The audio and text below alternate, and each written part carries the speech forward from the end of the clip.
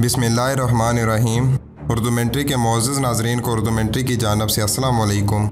भारतीय इंतखाबात में जीत और शिकस्त का राज जानना चंदा मुश्किल नहीं। भारतीय सियासी सूरत हाल और हालात पर नज़र रखने वाला अदना तालिब इल्म भी बखूबी इन नताइज का अदराक कर सकता है कि कौन इस मैदान का शाहसवार बनेगा, क्योंकि भारत के इंतखाबात में जीत के लिए 3 बुनियादी असूल हैं। अगर कोई जमात इन असूलों को अपना मज़हब और मकसद बनाएगा तो जीत उसका मुकद्दर बनेगी।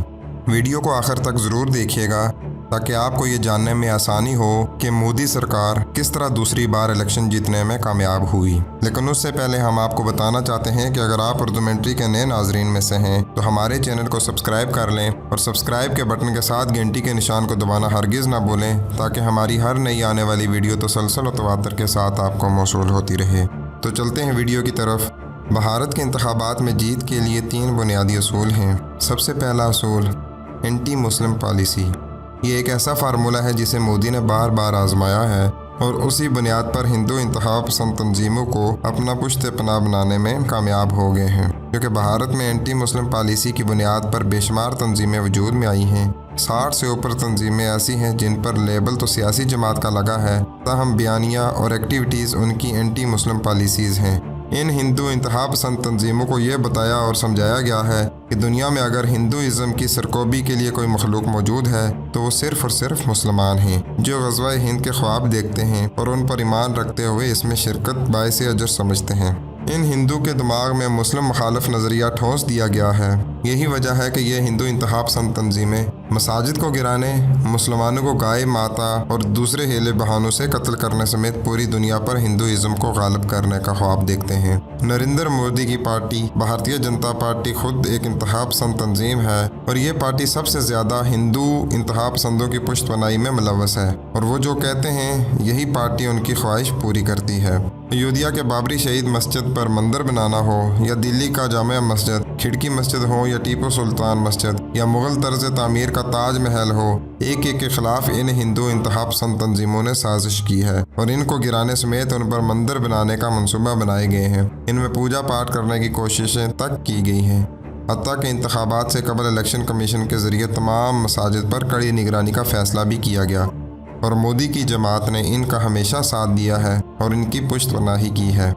रियासत आसाम से मुसलमानों को बेदखल करने का प्लान हो या उनको मुर्दमशुमारी से महरूम करने का सबब, सब इसी जमात का शेवा रहा है, जिसकी बदौलत मोदी ने हिंदू इंतहा पसंद तंजीमों के दिल में अपने लिए जगह बनाई है। दूसरा बुनियादी असूल एंटी पाकिस्तान पॉलिसी। साल 2014 में नरेंद्र मोदी की जीत की एक बड़ी वजह एंटी पाकिस्तान पॉलिसी रही है, जिसमें यह जमात सबसे आगे रही है। 2014 में इंतखाबात में मोदी ने यही हरबा आजमाया था और इस बार फिर से मोदी ने यही हरबा आजमाया और वो कामयाब रहा। कश्मीर में जब पुलवामा हमला हुआ तो ख़ुद भारतीय फ़ौज के बाज़ जर्नलों और अपोजिशन ने कहा कि ये हमला मोदी ने करवाया, जिसके ज़रिए वो पाकिस्तान पर हमला करने का प्लानिंग करेंगे और यूँ एंटी पाकिस्तान पॉलिसी को ज़िंदा रखने में वो कामयाब रहेगा। चुनांचे जब भारत ने पाकिस्तान में नाकाम हमला किया तो ख़ुद मोदी की जमात के एक शख्स ने इकरार किया कि मोदी को इस वाक़े की आड़ में 22 से 25 सीटें मिल सकती हैं। एंटी पाकिस्तान वो पॉलिसी है जिस पर भारतीय मुसलमानों की भी जहन साजी की गई है, वो भी पाकिस्तान के शदीद तरीन मुखालिफ देखे गए हैं। तीसरा बुनियादी मसला कश्मीर।